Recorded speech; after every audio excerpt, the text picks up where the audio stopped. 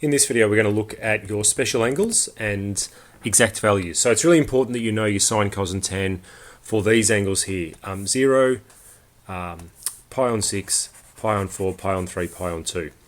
So for this first part of the video, we're really just going to focus on the angles 0 and pi on 2, but also the other angles at the various, points of the unit circle. So we're going to focus on 0, pi on 2, also pi, 3 pi on 2, and then back round to 2 pi.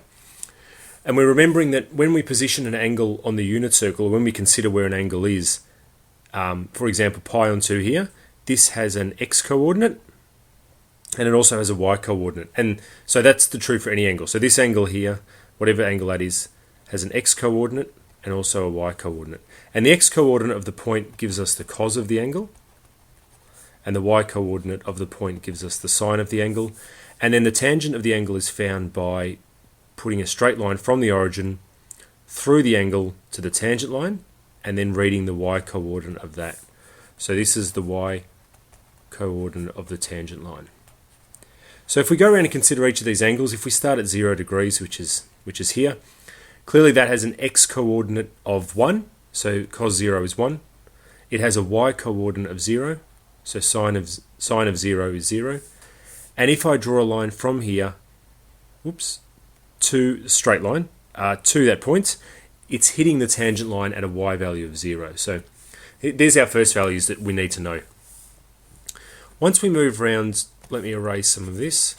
Once we move around to pi on 2, let's put our tangent line back in. Once we move around to pi on 2, we see that the x coordinate of this point is 0. So that's the cos value. The y coordinate of this point is 1. So sine of pi on 2 is 1. And pi on 2 doesn't have a value for tan, or tan pi on 2 is actually undefined, because if I try to draw a straight line from the origin up through that pi on 2, that is going to keep going in the same direction as the tangent line. The two lines are parallel and the two lines will never meet. So if we go around to pi now, which is around here, we're going to see the x value of this point is -1, so that's the cos. So cos of pi is -1. The y coordinate of this point is 0. So sine of pi is 0. And if I come from here back through the origin to the tangent line, it's hitting the tangent line with a y coordinate of 0. Around now to 3 pi on 2, let's change colours perhaps. So 3 pi on 2, which is around here, x value or x coordinate is 0. So that will go here.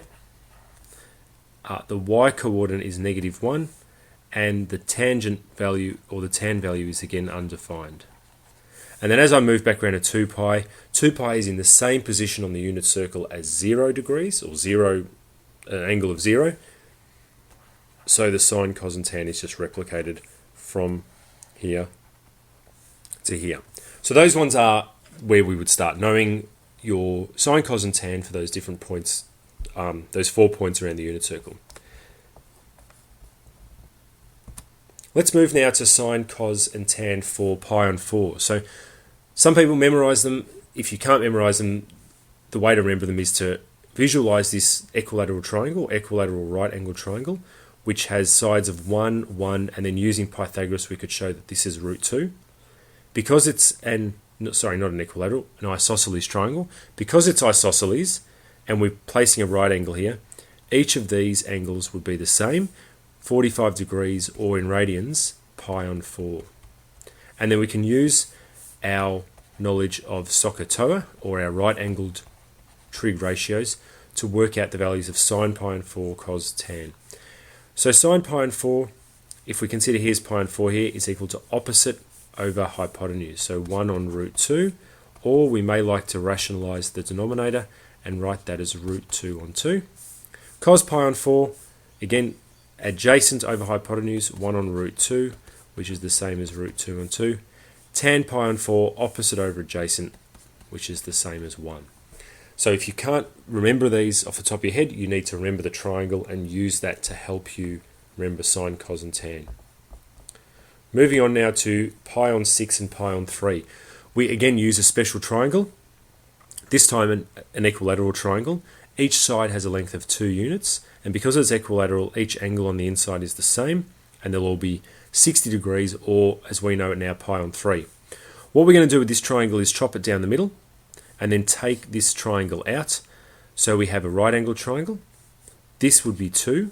This would be 1 because it's half of the original base of 2. And using Pythagoras, we could show that this is pi on 3. Sorry, this is root 3. This side length is root 3. The angle over here is still pi on 3. And the angle up here is half of the pi on 3 from here, which is pi on 6. And again, we're going to use SOHCAHTOA to establish our sine, cos, and tan values for these angles.